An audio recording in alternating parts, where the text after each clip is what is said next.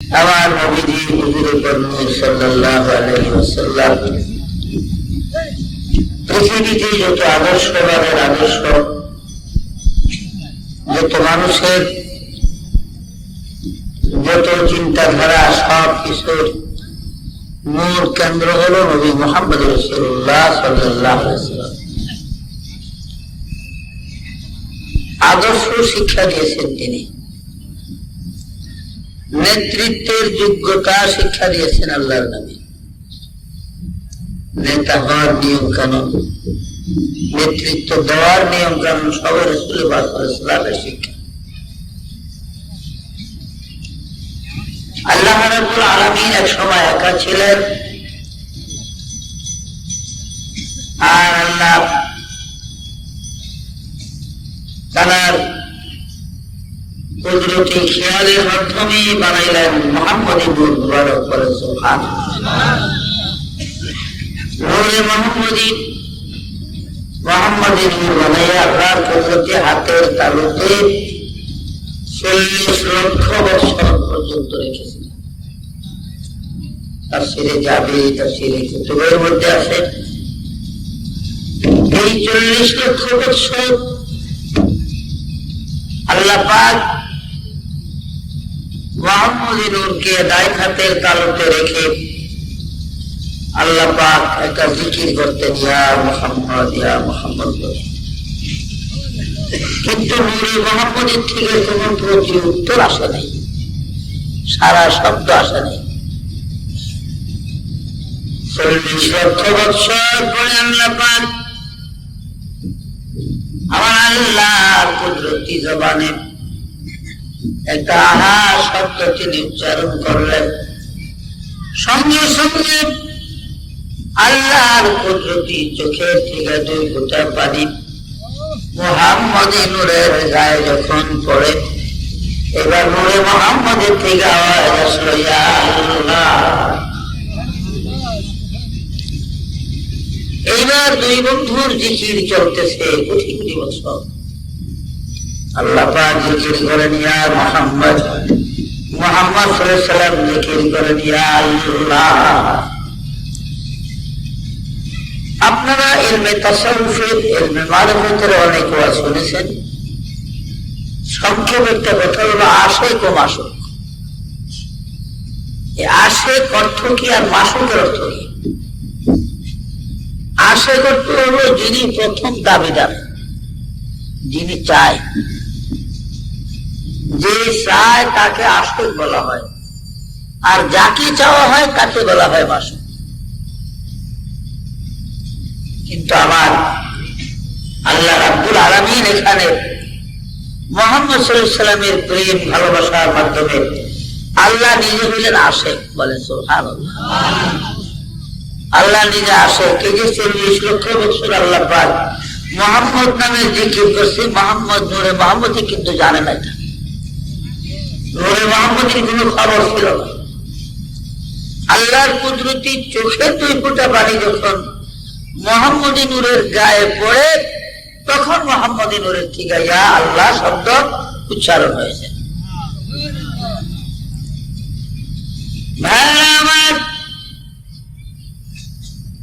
এক সময় আল্লাহ পাক ইচ্ছা করলেন তিনি দুনিয়াতে মানুষ বানাইবেন। আজরাইল আলাইহিস সালামকে হুকুম করলেন, আজরাইল যাও, তুমি এই দুনিয়ার জমিনে আমার প্রতিনিধি হিসাবে মানুষ বানাইতে হবে, যাও মাটি আনিয়া জমা করো আদমকে বানাইবার জন্য। দুনিয়ার 60 জায়গার মাটি আনিয়া আজরাইল আলাইহিস সালাম জমা করলেন। তায়েফের মধ্যে একটা জায়গা আছে ওয়াদি মুহাররম নামে, এই ওয়াদি মুহাররমের ভিতরে মাটি জমা করলেন, দুনিয়ার 60 জায়গার মাটি। বন্ধুরা আমার, অনেক মাটি যখন হয়ে গেল, এবার আমার আল্লাহ রহমতের বৃষ্টি দিলেন। একাধারে 40 দিন পর্যন্ত রহমতের বৃষ্টি করে মাটিগুলা যখন নরম হয়, খামিরা হয়, এবার আল্লাহ রাব্বুল আলামিন বলেন, আজরাইল এবার তুমি এক মুষ্টি মাটি উঠাইয়া, এই মাটি স্তূপ থেকে এক মুষ্টি মাটি উঠাইয়া আমার আদমের বডি বা আদমের লাশ তৈরি করো। আজরাইল এই মাটির স্তূপ থেকে এক মুষ্টি মাটি উঠাইলেন, তাতে 40 মণ মাটি উঠেছিল বলে সুবহানাল্লাহ। আজরাইলে এক মণ মাটিতে কতটি মাটি হয়েছে? 40 মণ। আর আপনারা এক মণ লইলে কয় মণ হইব মনে করেন? এই 40 মণ মাটি দ্বারা 60 হাত লম্বা 7 হাত পাশে আদমকে বানানো হয়। বুখারীতে হাদিস আছে, খালাকাল্লাহু সুওয়ারুল আদম 60 জিরান, আদমকে 60 হাত লম্বা করে বানানো হয়েছে। আদমের লাশ ওয়াদি মুহারামের ভিতরে পড়ে থেকে জমিনের মধ্যে 40 দিন পর্যন্ত। 40 দিন পর জিব্রাইলকে আদেশ করলেন, জিব্রাইল যাও আর আসো, আমার আদমের লাশ বেহেশতের মধ্যে নিয়ে যাও। জিব্রাইল আবার বেহেশতের মধ্যে নিয়ে বেহেশতের জমিনের মধ্যে আদমের লাশকে শোয়া রাখতে পারে। বেহেশতের জমিনে শোয়া রাখলেন। এইখানে 40 দিন আর তাইফে 40 দিন। কয়দিন হলো? মোট 80 দিন। 80 দিন যখন হলো, এবার ইচ্ছা করলে রাখলাম আদমের খাসার মধ্যে রুহু দিবেন। কোন জায়গায় দিয়ে রুহু দিলেন? মাথার তালু দিয়ে। মাথার তালু দিয়ে আদমের রুহু প্রবেশ করানো। একবার দিছে, চটকে রুহুটা বাইরে হয়ে গেছে। আবার দিলেন, আবারও বাইরে হয়ে গেছে। আবার দিলেন, আবারও 3 বার করে বাহির হয়ে যায় রুহুটা। রুহুটা কেন বাহির হয়ে গেছে আল্লাহ জানে না, কি বলেন? তবুও জিজ্ঞাসা করে, 3 বার করিয়া আদমের খাসায় দিলাম, কেন তুমি বারবার বাহিরে চলে আসো? রুহু বলে, আল্লাহ এই মাটির তৈরি আদমের অন্ধকার খাসার মধ্যে মাবুদ আমার ভালো লাগে না, এই জন্য বারবার আমি বাহিরে চলে আসি। আল্লাহ বলেন, জিবরিল, রে জিবরিল, আমার আদমের লাশ এখন আর লাশ নাই। আদমের রুহু যখন ভিতরে আটকাইছে, হ্যাঁ, আবার আদম নবী জান্নাতের মধ্যে উঠিয়া বসলেন। বসার সাথে সাথে একটা হাসি আসলো হযরত আদমের। এই হাসির সাথে কিছু তরল পদার্থ যখন বাহির হয়, আল্লাহ পাক বলেন, জিবরাইল, আদমের হাসির সাথে বাহির হওয়ার এই তরল পদার্থ গুলা যত্ন করি একটা জান্নাতি পেয়ালার মধ্যে রেখে দাও। এগুলা দিয়ে আমি ঈসা নবীর মা মরিয়মের স্বামী বানাবো। সুবহানাল্লাহ। আদমের হাসি দ্বারা ঈসার মা মরিয়মের স্বামী তৈরি করেছিলেন আল্লাহ রাব্বুল আলামিন। কিভাবে? বিরাট ইতিহাস আছে, কাহিনী আছে। তো যাই হোক, আমাদের প্রিয় নবী মুহাম্মদ রাসূলুল্লাহ সাল্লাল্লাহু আলাইহি ওয়াসাল্লাম, তার আদর্শই তো পৃথিবীর আদর্শ। তাম দুনিয়ার মানুষের আদর্শ হইল নবী মুহাম্মদ সাল্লাল্লাহু আলাইহি ওয়াসাল্লাম। তার আদর্শ হচ্ছে বড় আর কোন আদর্শ দুনিয়াতে নেই। আর আল্লাহ পাক বলেছেন, মা আতাকুমুর রাসূলু ফাখুযুহু ওয়া মা নাহাকুম আনহু ফান্তাহু। আমার রাসূল তোমাদের জন্য, তোমাদের মঙ্গলের জন্য, দিন ও দুনিয়ার শান্তির জন্য আল্লাহর তরফ থেকে যাহা এনেছেন, ফাখুযুহু, তা তোমরা সাদরে গ্রহণ করো, মানে ইজ্জতের সাথে গ্রহণ করো, যেগুলো নবীজি তোমাদের জন্য আছে। ওয়া মা নাহাকুম আনহু ফান্তাহু, আর যেগুলা রাসূল নিষেধ করেছেন সেগুলা ঘৃণিত ভাবে পরিত্যাগ করো। একটা তো পরিত্যাগ করবা, কিন্তু ঘৃণার সাথে। ঘৃণা আর কিছু কিছু মহিলা শিশুকালও ছিল নবীর জীবনে, বাল্য বয়সে ছোট্ট কালো রাসূলের পাকের অনেক মুজিজা প্রকাশ হয়েছে। যেমন শিশু নবী মাত্র 15 দিন বয়সে হালিমার গাধার পিঠে আল্লাহর নবীকে কোলে করে হালিমা বসত। তার স্বামী গাধার রশি ধরে ধরে টানে। হালিমার আগে যারা আসছে মক্কার ছেলে পেলে নেওয়ার জন্য, তারা সন্তানাদি নিয়ে 5-10 মাইল চলেও গেছে। তারা আগে চলে গেছে। কিন্তু আমার নবীজিকে কুলে করে হালিমা যখন গাধা বেঁধে সাওয়ার হয়েছে, হালিমা বলেন, দুনিয়ার মানুষ কিছু বুঝলাম না, আমিনার সন্তান মুহাম্মদ সাল্লাল্লাহু আলাইহি সাল্লামকে নিয়ে যখন আমি গাধার বেঁধে বসলাম, আমার গাধা এত সবল হয়ে গেল, এত স্বাস্থ্যবান হয়ে গেল, যতগুলা গাধা এসেছিল তায়েফ থেকে সবগুলো অতিক্রম করে আমাদের গাধাটা আগে তায়েফে পৌঁছে যায়। আমাদের আগে তায়েফ পৌঁছে যায় বলে সুবহানাল্লাহ। এরপরে হালিমা বলেন, আমি তখন বাড়িতে গেলাম, গিয়ে দেখি আমার বাড়ির ভেড়া বকরি দুম্বা কিছু অসুস্থ ছিল, রোগা ছিল, কিন্তু বাড়িতে গিয়ে দেখি একটাও রোগা নাই, অসুস্থ নাই, সবগুলা সুস্থ। আর মুহাম্মদ সাল্লাল্লাহু আলাইহি সাল্লামকে নিয়ে যে পথে আমি বাড়িতে ঢুকলাম, ঠিক ওই পথের মধ্যে আমার বাড়ির ভেড়া দুম্বা বকরি ওগুলো সব দাঁড়িয়ে আছে বলে সুবহানাল্লাহ। মুহাম্মদ সাল্লাল্লাহু আলাইহি সাল্লাম যে আসবে, মুহাম্মদ যে আল্লাহর হাবিব, আল্লাহর নবী, দুম্বা ভেড়া বকরিকে কে খবর দিল আমি জানি না, তারা সবাই ওই পথের ভিতরে উপস্থিত করে সুবহানাল্লাহ। তাফসীরে জামে সগীর এবং বগবীর মধ্যে আছে, হুজুর শরীফ পড়েন,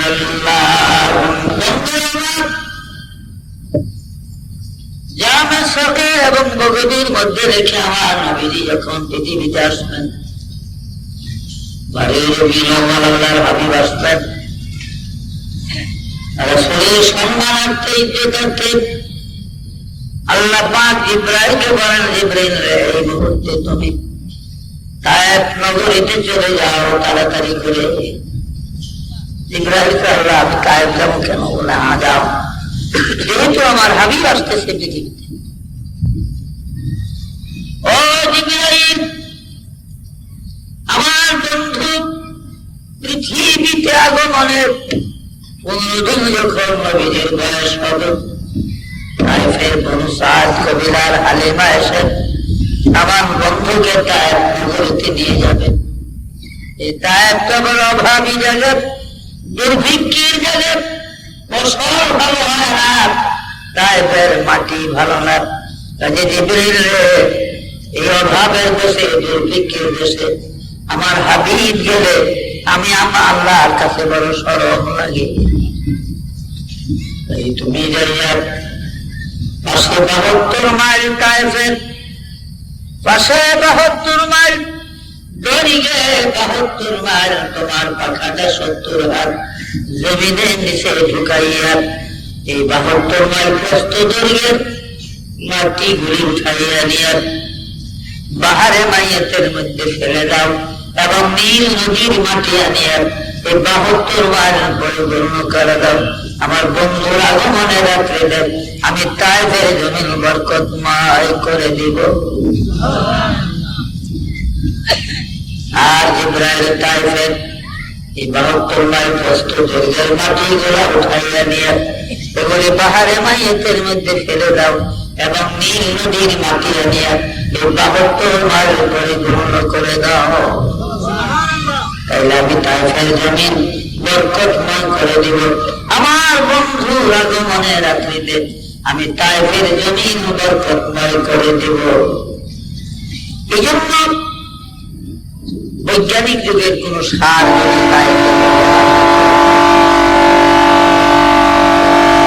পাওয়ার মেশিনের পানি না দেওয়া হয়, দুনিয়ার আকাশ থেকে আল্লাহ রহমতের বৃষ্টিও যদি না পড়ে, তবুও তায়েফের ফসল কম হয় না বলে শোনা। তায়েফে যারা গেছেন, এক একটা টমেটো আধা কেজি পর্যন্ত ওজনের হয়। আমার কাছে টমেটো বড় হয়, আধা কেজি দু একটা হইতে পারে, এখানে বেশিরভাগ মরিচ আমাদের দেশের পটলের মতন বড় বড় এক মরিচ।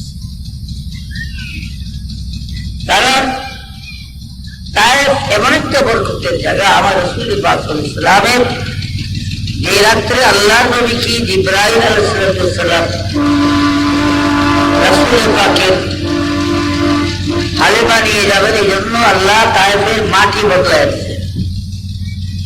72 মাইল পাশের দিকে 70 হাত গভীর, কতটা মাটি হইল এবার কি কম সব মাটি। আর জিব্রাইল মাত্র এক পাখা হয়েছে, জিব্রাইল পাখা ঢুকাইছে, এই মাটিগুলো বাহারে বাইরেতে বেড়ে দিছে, নদীর মধ্যে পাখা ঢুকায় এক পাখা মাটি আইনা আবার এই 72 মাইল পরিপূর্ণ করেছে। আপনারা অনেকে বলতে পারেন তাহলে বদরের যুদ্ধে 9000 ফেরেশতা আসলো কেন নবীর সাহায্যে? বদরের যুদ্ধে ফেরেশতারা আসলে 9000 এসেছে, ফেরেশতারা কোনো যুদ্ধ করেনি, এইভাবেই ফেরেশতারা ময়দানে বিচরণ করেছে। রাসূল পাকের আপন চাচা হযরত আব্বাস বদরের যুদ্ধে তিনি বন্দী হয়েছিলেন।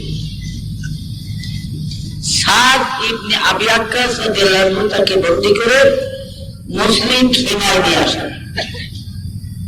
নবীজি আয়েশা দেখতে চলে গেলেন।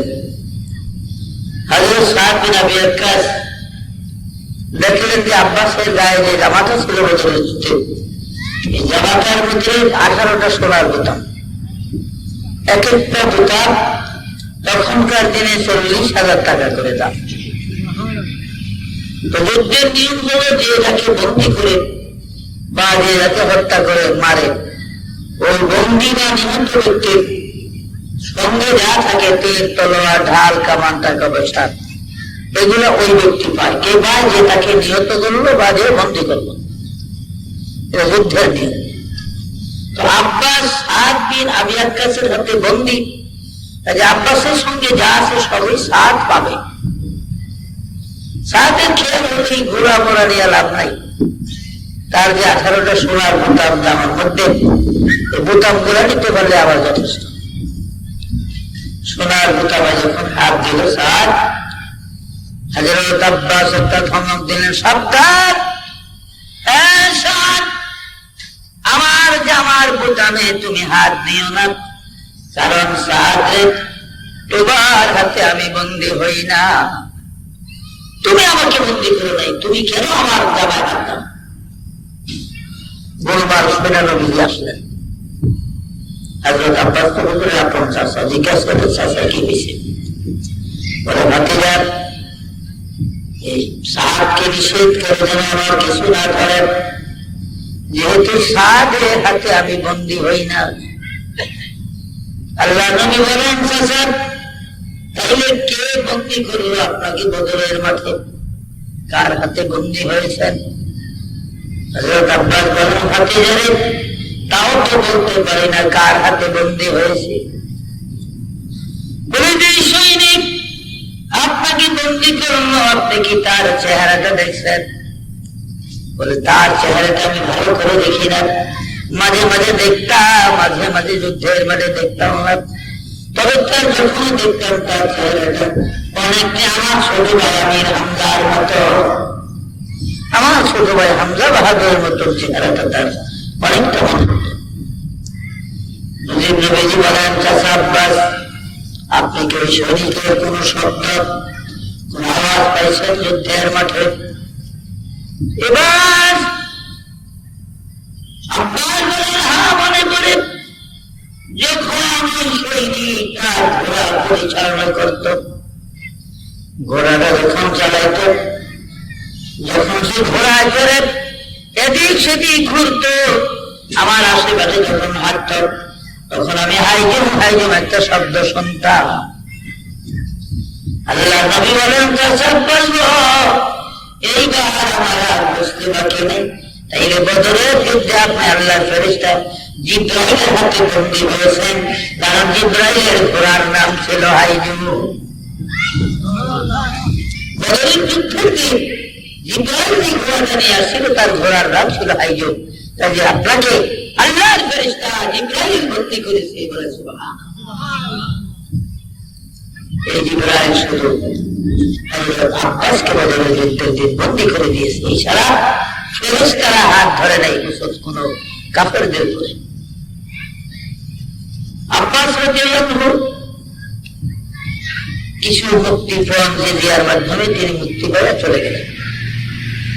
নবীজি তার মুক্তি দিয়ে দিলেন, তিনি চলে গেলেন মক্কায়।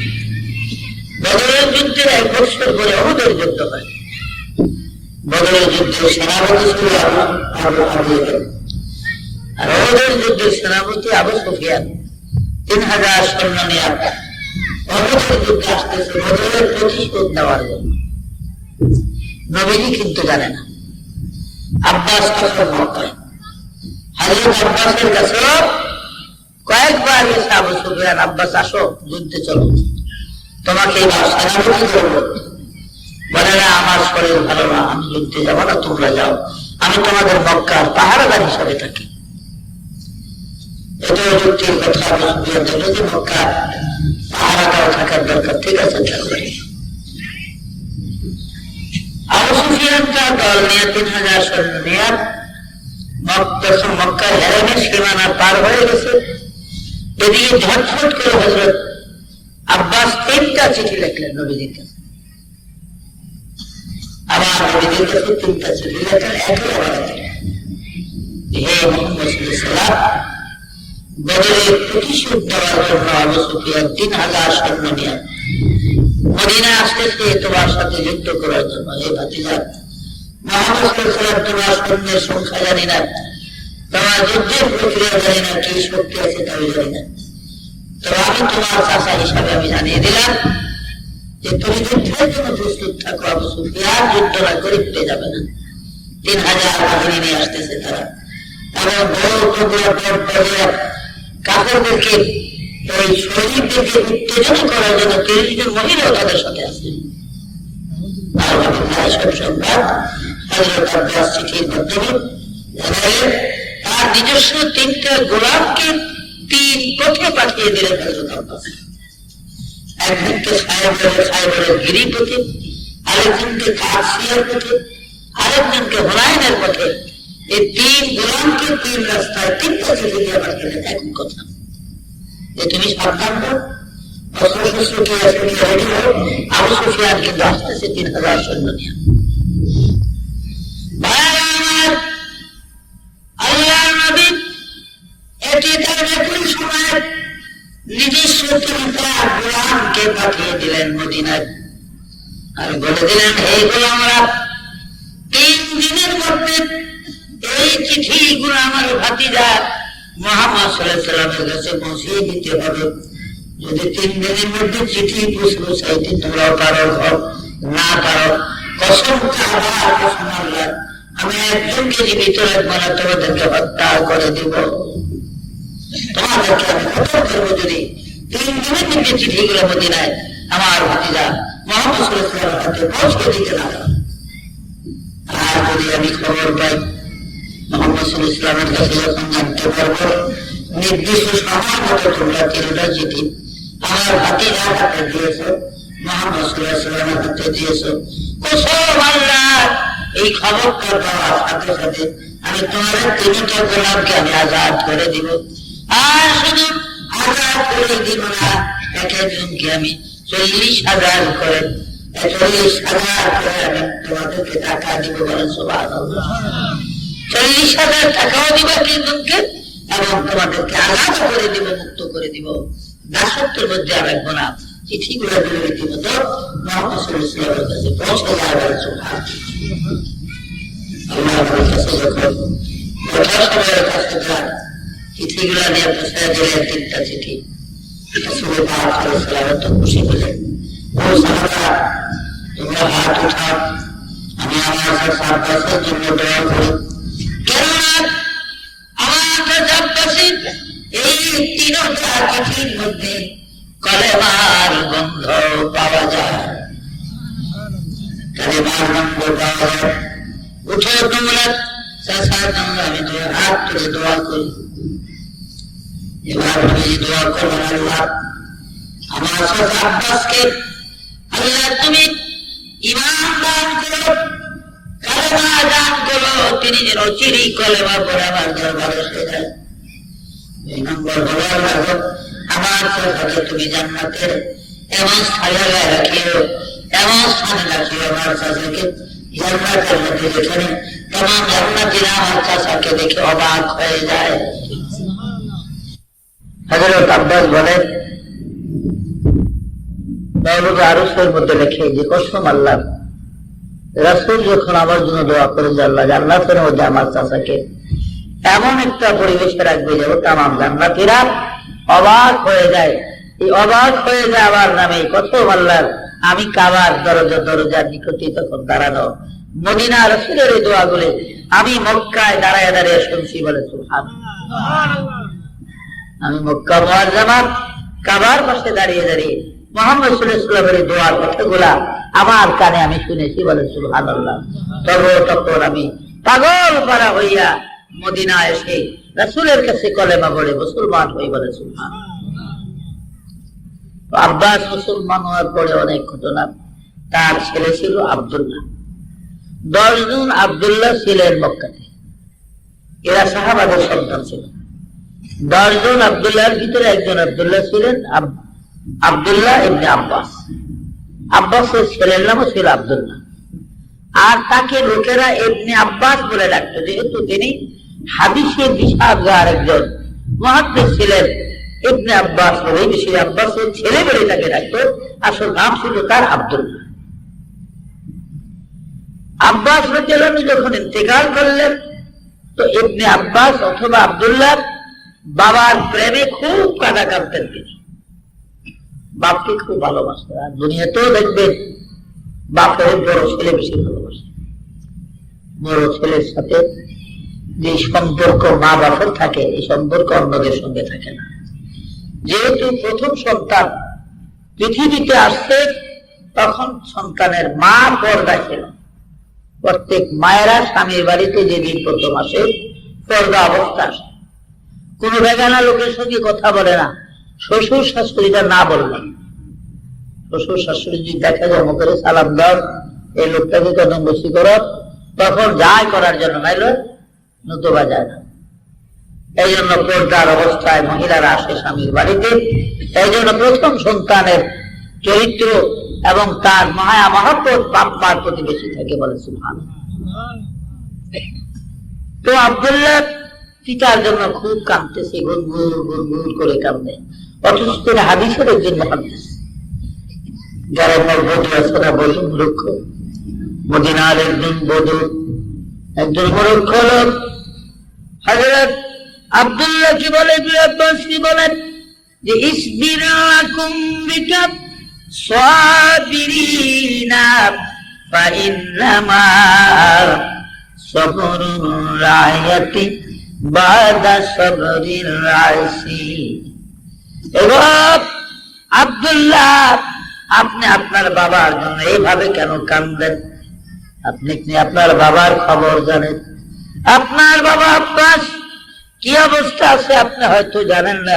যদি জানতেন তাইলে এইভাবে বাবার জন্য কাঁদতেন না। আপনি খায়রুম মিনাল আব্বাস আজরুকা বায়দাহু ওয়াল্লাহু খায়রুম মিনকা বিল আব্বাসি। ও সব আল্লাহ, ওই যে দেখেন একটু জান্নাতুল ফিরদাউসের দিকে নজর করেন। ও আব্দুল্লাহ, ওই যে দেখা যায় আপনার বাবা আব্বাস জান্নাতের মধ্যে ঘোড়ায় চড়িয়ে ভ্রমণ করতেছে। একজন গ্রাম্য বধূ মদিনার জমিনে দাঁড়াইয়া তিনি জান্নাতুল ফিরদাউস দেখতেছে, আর হযরত আব্বাস ঘোড়ায় চড়ে ঘুরতেছে, তিনি দুনিয়ার জমিন থেকে দেখতেছে। বলে সুবহানাল্লাহ। এগুলা কিভাবে হইল? এগুলা হওয়ার কারণ একমাত্র রাসূলের প্রেমের অধিকারী হওয়ার কারণে। নবীর প্রেমের অধিকারী যে যত বেশি হয়েছে, দেখেন না, রাজা বাদশাহ, রাজার চাকরি তো সবাই করে। একটা রাজত্বের ভিতরে চাকরি করে লক্ষ লক্ষ মানুষ, কিন্তু চাকরিরত বাবা পরিমাণ আছে না।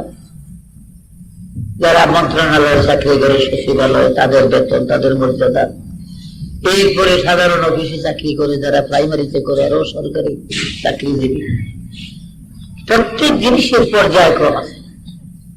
কিন্তু আমার আল্লাহ রাব্বুল আলামিনের বান্দারা, আল্লাহর বান্দারা যারা নবী মুহাম্মদ রাসূলুল্লাহ সাল্লাল্লাহু আলাইহি ওয়াসাল্লামের তরিকার মাধ্যমে রাসূলের প্রেমের সাগরের মধ্যে কেউ থাকে সাগরের কিনারায়, কেউ থাকে সাগরের উপরে দাঁড়াইয়া, আর কেউ সাগরের মাঝখানে হাবুডুবু খায়। মাঝখানে যারা হাবুডুবু খায় সাগরের, এই মজা যা আপনি যতটুকু কিনারে যারা থাকে সেই মজা তারা পায় না। কিনারে থাকে নাকি মাঝখানকার মজা পায় না। আল্লাহ রসুল পাকের সাহাবীদের ভিতরে আব্বাস রাদিয়াল্লাহু আনহু গ্রাম্য একটা মূর্খ লোক, লেখাপড়া যারা সে মদিনার জমিনে দাঁড়ায় সে জান্নাতুল ফেরদাউস দেখতেছে। বলে সুবহানাল্লাহ। বলতেছে খায়রুম মিনাল আব্বাসি আজরুকা বাদাহু ওয়াল্লাহু খায়রুম মিনকা বিল আব্বাসি। ও আব্দুল্লাহ, দেখো ওই যে তোমার বাবা জান্নাতুল ফেরদাউসের মধ্যে ঘোড়ায় চড়ে ভ্রমণ করতেছে। বলে সুবহানাল্লাহ। মদিনার জমিনে দাঁড়ায় দেখা কত বড় আধ্যাত্মিক শক্তির ক্ষমতা হওয়া দরকার। এবং আধ্যাত্মিক শক্তির আসলো কিভাবে? আমার নবীজির প্রেম ভালোবাসা মহব্বত হৃদয়ে, তার সেই পরিমাণ হিসাবে তার ভিতরে আল্লাহ পাক আধ্যাত্মিক দান করে। বলে সুবহানাল্লাহ। যেমন খালিদ বিন ওলীদ রাদিয়াল্লাহু আনহু, মাথার লোহার টুপি এখনো আছে বাইতুল মুকাদ্দাস ইসলামিক মিউজিয়ামের মধ্যে। টুপিটা অনেক বড়, প্রায় 22 কেজি আটার গুঁড়া সাবাই হয় টুপিটার মধ্যে। 22 কেজি আটার গুঁড়া সাবাই হয় খালেদের মাথার লোহার টুপি। আর ভাইরা, এই টুপির মধ্যে 2টা তলোয়ার গাঁথা আছে। এইভাবে ঢালাই করার 2টা তলোয়ার টুপির সামনে গাঁথা। 2 তলোয়ারের মধ্যখানে 2 লাইন আরবি কবিতা লেখা আছে। বন্ধুরা, এই 2 লাইন কবিতা খালেদ তিনি যুদ্ধের ময়দানে দাঁড়াইয়া পাঠ করতে।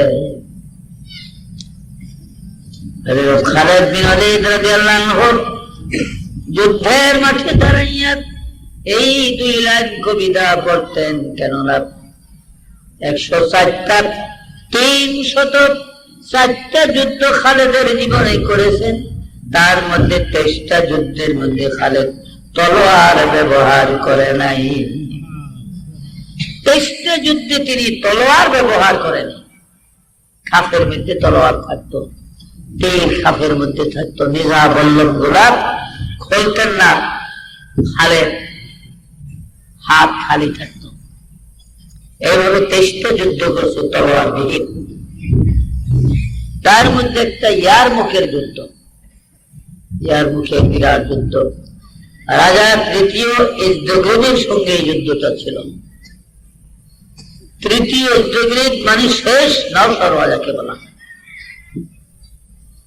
এই নওশরওয়ার ছেলে ছিল খসরু পারভেজ, আর খসরু পারভেজের মেয়ে ছিল হযরত শাহরবানু, আর এই শাহরবানু ছিলেন ইমাম হুসাইনের মা। বলেন সুবহানাল্লাহ। ইমাম হুসাইন রাদিয়াল্লাহু আনহুর স্ত্রী জয়নাল আবদিনের মা। বলেন সুবহানাল্লাহ। তার বিরাট ইতিহাস আছে খসরু পারভেজের ইতিহাস। ইজদগ্রীবের 60,000 সৈন্য ময়দানে, খালিদ মাত্র 12,000 মুজাহিদ নিয়ে মদিনার থেকে তিনি রওনা হয়েছেন যুদ্ধের মাঠে। খালিদের একটা অভ্যাস ছিল, মদিনার সীমানা পার হওয়ার সাথে সাথে তার সঙ্গীদেরকে বলতেন, তোমরা আসো, আমি চলে গেলাম। এই বলে এত দ্রুত গতিতে ঘোড়াটা ছুটত। খালেদ আর মুখের ময়দানে 60,000 কাফেরের মাঝখানে দাঁড়িয়ে আছে, আর তার সঙ্গে 12,000 মুজাহিদ এখনো 8 মাইল দূরে তারা দৌড়াইতেছে।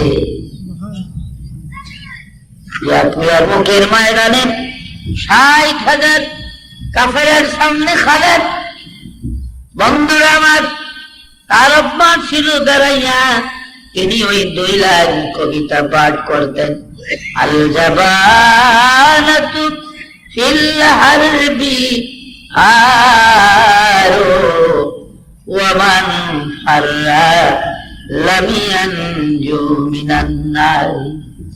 রে কাফের বেঈমানরা, কার সন্তানে তিন বানাবি, কার মা বাপকে পুত্র হারা বানাবি, কার স্ত্রী বিধবা বানাবি। আয় রে আয়, আমি খালেদের তলোয়ারের সামনে আয়। ওমান ফাররা লাবিয়ান জুমিনান নারে, এই তলোয়ার দিয়া আমি জাহান্নামের রাস্তা দেখাইয়া দেই। খালেদ 2 লাইন কবিতা পাঠ করার সাথে সাথে ইয়ার মুখের ময়দানে 12,000 কাফের ধুষাধুষি করে মারা যায়। এই যে দৌড় দিছে, একটার ঘোড়ার লাগে আর একটা বাড়ি লেগে, একটার মাথার লাগে আর একটা মাথা লেগে, এইভাবে 12,000 কাফের মারা গেছে। কয়েক হাজার আহত, বাকিগুলো পলায় গেছে। হযরত খালেদ রাদিয়াল্লাহু ওমর ফারুক জিজ্ঞাসা করতেন, খালেদ তোমার কি প্রাণের মায়া নাই, ভয় নাই? তুমি হাজার হাজার কাফের ভিতরে একা ঢুকে যাও। ও খালেদ, তোমার কি জীবনের মায়া নাই, তোমার কি জীবনে ভয় নাই? বলে, হ্যাঁ ওমর, ভয় আছে, মায়া আছে। তবে শোনো ওমর, কসম আল্লাহর, এই হৃদয়ের মধ্যে একমাত্র আমার আল্লাহর ভয় ছাড়া আর কোন ভয়ের জায়গা নাই রে ওমর। আর এই হৃদয়ের মধ্যে মার মায়া নাই, বিবির মায়া নাই, সন্তানের মায়া নাই। আমার হৃদয় ভরা শুধু নবী কামলিওয়ালার মায়া। কাজী ওমরের আমার আল্লাহর ভয় আর নবীর প্রেম, নবীর মায়া, এই 2 জিনিসের মাধ্যমে আমি খালেদ যুদ্ধে কোনদিন পরাজিত হই না। আল্লাহ আল্লাহ আল্লাহ লা ইলাহা আল্লাহ আল্লাহ আল্লাহ লা ইলাহা ফকিরোं की मलजा और ज़ईफ़ों की मावा, यतीमों का वाली, गुलामों का मौला नबी जी। अल्लाह अल्लाह अल्लाह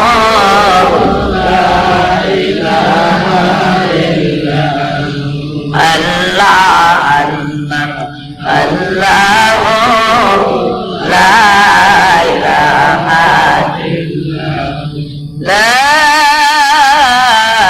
इलाहा इल्लल्लाह मुहम्मदुर रसूलुल्लाह সাল্লাল্লাহু আলাইহি ওয়াসাল্লাম।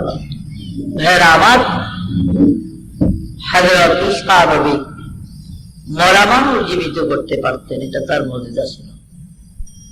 তো আপনারা অনেকে কইবেন, তাহলে আমাদের নবী পারত নি? আমাদের নবীর 3000 মুজিজা ছিল, আর আল্লাহর কোরআনই ছিল নবীজির বড় মুজিজা। বলে জাবেরের 2 সন্তান বুখারীতে আছে। জাবের রাদিয়াল্লাহু আনহু 2 ছেলে খন্দকের যুদ্ধে খাল কাটতেছিলেন সাহাবারা। শত্রু আসবে এই জন্য বাধা দেওয়ার জন্য খাল কাটাবে। 3 দিনের ভুকা সাহাবারা অনাহারে। নবীজি সাহাবাদের কষ্ট দেখে তাদের সামনে দাঁড়াইয়া সান্ত্বনা দান কল্পে নবীজি বলতেন, আল্লাহুম্মা লা আইশা ইল্লা আইশুল আখিরাত ফারহামিল আনসার ওয়াল মুহাজিরা। আল্লাহ, সত্যি মুসলমানের এই দুনিয়ার জিন্দেগি মুসলমানের জন্য নয়, পরকাল হলো মুসলমানের জন্য। পরকালের সুখ, পরকালের শান্তি, এগুলোই মুসলমানদেরকে তুমি দান করো। আর ফারহামিল আনসারাত ওয়াল মুহাজিরাত, আবার আনসার এবং মুহাজিরদেরকে তুমি দয়া ও রহম করো। আল্লাহ তাদের জীবনকে সুন্দর করো। নবীজির দোয়ার প্রেক্ষিতে সাহাবারা তারা উচ্চ স্বরে বলতেন যে নাহানুল্লাযীনা বাইয়াউ মুহাম্মাদান আলাল জিহাদি মা বাকিনা আবাদা। আমরা নবীজি ওই সকল উম্মত আমরা প্রতিজ্ঞাবদ্ধ, যতদিন দেহে আমাদের প্রাণ থাকে, যতদিন আমাদের জীবন থাকে, ইসলামের জন্য আমরা জিহাদ করে যাব। আমাদের দেহে যতদিন প্রাণ থাকে আমরা ইসলামের জন্য কি করব? জিহাদ করব, আমরা যুদ্ধ করব, জিহাদ করে যাব। বলে সুবহানাল্লাহ। অথচ 3 দিনের ভুকা সাহাবেরা। এই সময় জাবের নামী সাহাবী দাওয়াত দিয়েছিলেন নবীজিরে, হুজুর আমার বিবি বলছে আমাকে সামান্য 2 কেজি আটা আছে আর একটা বকরির বাচ্চা আছে, আপনি এবং আরো 4 সাহাবার দাওয়াত, আবু বকর, ওমর, ওসমান, আলী, আর আপনি 5 জনের দাওয়াত আমাদের বাড়িতে। নবীজি দাওয়াত গ্রহণ করে সাহাবাদেরকে, সাহাবারা টুকটুক করে রাখো, তোমরা কোদাল টুকরি রেখে দাও, একটা খবর শোনাও। যাবে জানে না নবীজি কি বলবে। রাসূল দাঁড়াইয়া কাবার দরজায় দাঁড়িয়ে ডাক দিলেন, ওরে আমার প্রাণের সাহাবারা রে, আজকে 3 দিনের ভুকা, তোমরা থেকে খন্দকের মাটি কাটতেছো, খাল কাটতেছো, খুশির খবর হলো, শুভ খবর জানাইয়া দিলাম। এ সাহাবীরা, আজকে দুপুরে জোহরের নামাজের পর পর আমার এই জাবেরের বাড়িতে তোমাদের দাওয়াত। 4000 সাহাবী মাটি কাটতেছে। জাবের দাওয়াত দিল 5 জনের, আর নবী 4000 বেকেরে দাওয়াত দিয়েছে। তোমাদের 4000 সাহাবী সকলের আজকে এই জাবেরের দাওয়াত। বলে সুবহানাল্লাহ। জাবের তো বেহুশ হয়ে গেছে। স্ত্রীরা বিবি গো কি করলাম, করলি কি? তুই কে কইছিলি দাওয়াতটা? একটা ছোট্ট বকরি, এটা একজনই তো হয় না। এরপরে মাত্র 2 কেজি আটা দাওয়াত দিলাম। 4 নবীদের সব 5 জনের, নবী 4000 বেকেরে দাওয়াত দিচ্ছে। ওখানে জাবেরের স্ত্রী জিগার স্বামী, নবীজিও দাওয়াত দিছে, আপনি দাওয়াত আগে দেওয়ার পরে, দাওয়াত দেওয়ার পরে দিছে না? বলে হ্যাঁ, আমি তো আগে নবীর দাওয়াত দিই। কোথায় আর চিন্তা করেন না, আরে নবী যখন দাওয়াত দিছে, আল্লাহ নবী এগুলার জিম্মাদারি নিবি। বলে সুবহানাল্লাহ। আমাদের চিন্তা করে কোনো লাভ নেই। কেমন স্ত্রী ছিল, সুবহানাল্লাহ। হ্যাঁ, আরে ফিরিয়ে তো দেওয়া যেত, নবীকে কম দাওয়াত ফিরে দিয়ে দেন। হ্যাঁ, আমাদের দেশে এক কালো রোগী আসল, সেই বেড়া এক হিসাবের দাওয়াত দিচ্ছে। হুজুরের বউ ছিল হুগলি মেজাজ। হুজুরের দাওয়াত দিচ্ছি, কবে? লালগা দুপুরে কমকে ফিরিয়ে দিয়ে, জানেন না যে আমি আমার বাবার বাড়ি যাবো, আজকে কি দাওয়াত দিচ্ছে? দেখ দেখ, তো বাবার বাড়ি যাবে বিকালে। সে বলে এত কথা বুঝি না, ফিরিয়ে দেন কেন? বলে দেখ, এই মুখ দিয়ে হুজুরের দাওয়াত দিচ্ছি, কেমনি ফিরাই যেমনি পারেন হেমবে ফিরে। হুজুর আইতেছে, অনেক খেয়াল কি আর বুঝিয়া ওই হুজুরের দিকে ফাঁস দিয়া বাড়ির দিকে দিছে, মাথা দিয়া এভাবে আটক ধরে রুকু দিয়া রয়েছে। আটক ধরে রুকু দিয়া রয়েছে, ওই ফাঁসাটা হুজুরের দিকে। হুজুরে বলা বলেন, এটা লাগে একটা ধোয়া লাগবে, এটা কি রে হলাম? কলে হুজুর আমি কাঁদো। আর তোকে একবারে কাঁদো, এই দাওয়াত ফিরাবেন লেখা। আপনাকে দাওয়াত দিয়েছিলাম, দাওয়াতটা ফিরিয়ে দেওয়ানের লেখা আমার বইগুলো পারবো না, হ্যাঁ পাক করতে। ওটা এমনি কা বলে হুজুর মুখ দিয়ে যে মুখ আপনার দিকে আমার স্মরণ করে, এই মুখে দাওয়াত বেশি কেমনি করি মানা করে লেখা এই ফিসে দিয়া দাওয়াত ফিরিয়ে দিয়ে যেতে, ফিসে দিয়ে দাওয়াত ফিরিয়ে দেয় হুজুরে। যাবে হুম বাড়িতে যায়, ছেলে বলেন বেবি কি করবো? কি নেই, আপনি কায়নুকার বাজারে যান, বাজারে গিয়ে পনির আনেন। আল্লাহ নবী পনির ভালোবাসে, কিছু পনির আনেন। জাবের কায়নুকার বাজার থেকে আসার আগেই নবীজি জাবেরের বাড়িতে গেছিলেন। হুজুরে দেখা, সাহাবাবে দেখা যাবেন এক লাভ মারে কি কিনা সাইডে উঠে লাভ দেয়া, খুশি ছোটে। এটা কোনো নাজায়েজ কাজ হয়ে গেছে, খুশি চোখে খালি লাভ দেয়। আমার নবী আমার বাড়িতে এসে কত খুশি। যাই হোক, এক বকরি জবা করছে, 2 কেজি 2 সের আটা রুটি রাসূলের পাক রুটি এবং গোশতের কাছে গেলেন।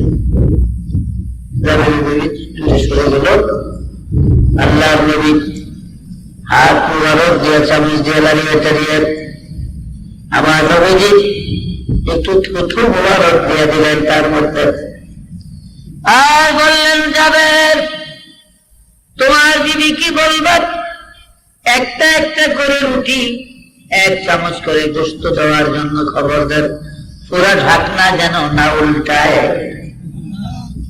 ঢাকনাটা পুরা যেন না উঠায়।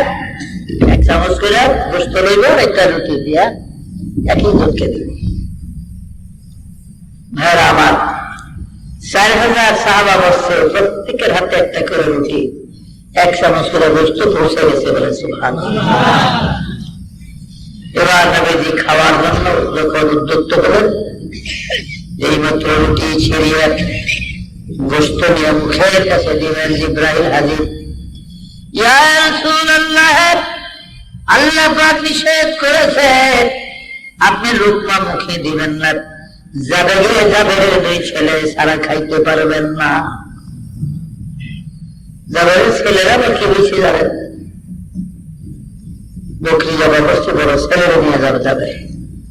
ছোট ভাই এসে বড় ভাই জিজ্ঞাসা, বাইরে বাবা যে বকরিটা জমা করলো, কে জমা করছে, দেখবি আয়। ছুরি এনে ছোট ভাইরে শোয়াইয়া এর গলার মধ্যে ছুরি দিয়া জমা করে দেখাইয়া দিচ্ছে, এমনি জমা করে। মা এটার ভাইয়া বড় ছেলেকে যখন দৌড়িয়ে যায় ছাদের উপরে উঠিয়া, সেখান থেকে পরে বড় ছেলেটাও মরে যায়, দুটো ছেলেই মরা। এদিকে নবীজি আসতেছে, দেখা যায় জাবেরের স্ত্রী ওটা করে, হায় রে 3 দিনের ভুকায় নবী আমাদের বাড়িতে আসছে, আমার এই মরা ছেলেগুলো দেখলে আল্লাহর নবী না খাইয়া বেজার হয়ে যাবে। রক্তগুলো মুছিয়া টুছিয়া পরিষ্কার করে ঘরের কোণার মধ্যে কম্বল জড়াইয়া 2 ছেলেকে রেখে দিলেন। স্বামী বাড়িতে আসলে স্বামীর কাছে কই পর্যন্ত বলে নাই।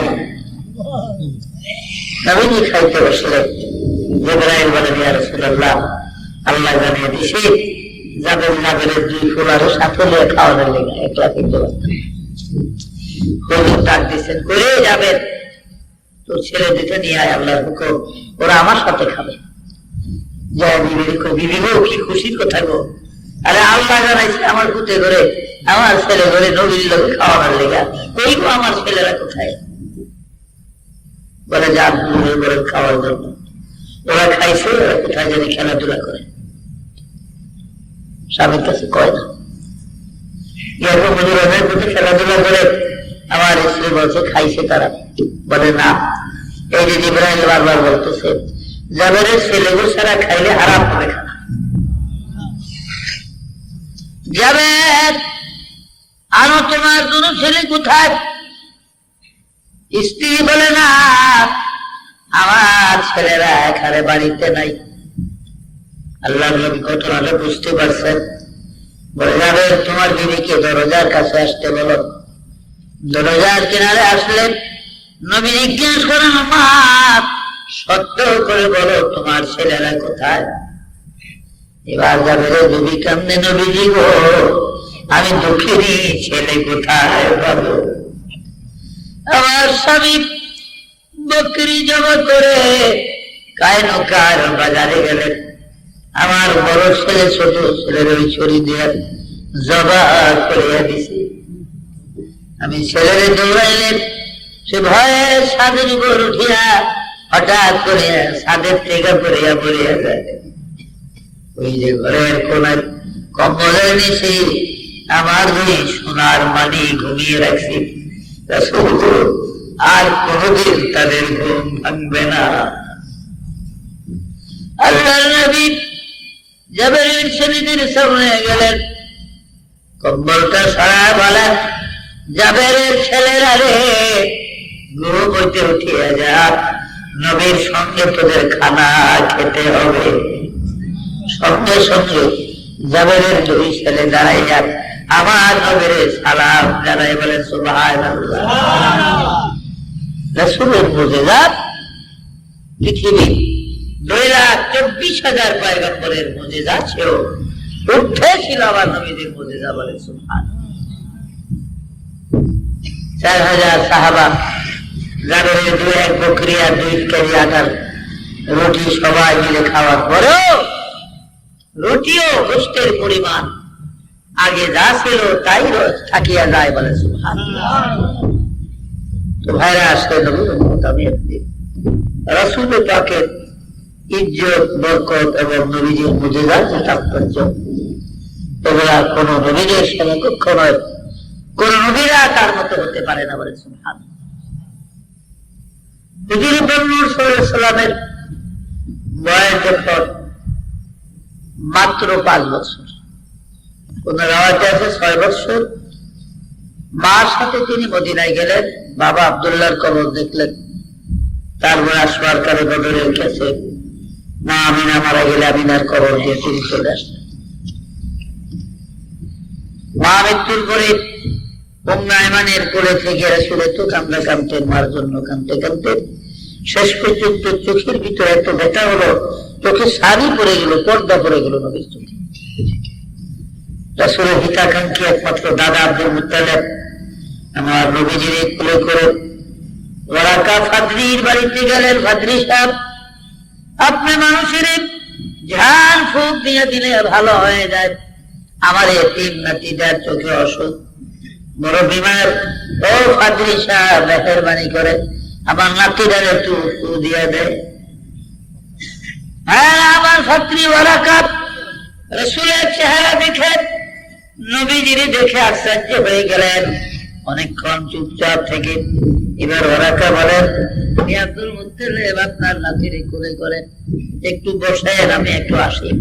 এই বলে কিতাবের লাইব্রেরির মধ্যে ঘুরলেন, কতখানায় ঢুকলেন, তাহলে বিভিন্ন সহিফা আসমানি কিতাব গুলা অনেকক্ষণ পর্যন্ত দেখা শোনার পরে ফাদরি ওয়ারাকা আব্দুল মুত্তালিবের কাছে আসিয়া বলে, হে আব্দুল মুত্তালিব, আপনার নাতি মোহাম্মদকে নিয়ে চলে যান দয়া করে, আল্লাহর কসম আমি তার চোখে ফু দিতে পারবো না। বলে, ফাদরি সাহেব কেন পারবেন না, কারণ কি? বলে, শোনেন, আখিরি পয়গম্বর শেষ নবীর যত নমুনা সমস্ত আপনার নাতি এই মুহাম্মদের মধ্যে পাওয়া যায়। আর এই ছেলে যদি সত্যিকার আখিরি নবী হয়ে থাকে, শেষ পয়গম্বর হয়ে থাকে, তাহলে কসম আল্লাহর আমি আপনার এই নাতির চোখে ফু দেওয়ার সাথে সাথে আমি ওরাকা বোবা হয়ে যাব। কারণ পৃথিবীতে আমার লোক নাই যে মুহাম্মদ সাল্লাল্লাহু আলাইহি ওয়াসাল্লামের শরীরে ফু দিতে পারে বলে সুবহানাল্লাহ। তাই আমি ওরাকা দিলে বোবা হয়ে যাওয়ার সম্ভাবনা আছে। বলে, তো তাইলে আমার নাতির কি কোনো ওষুধ নাই, চক্ষু ভালো হওয়ার? বলে,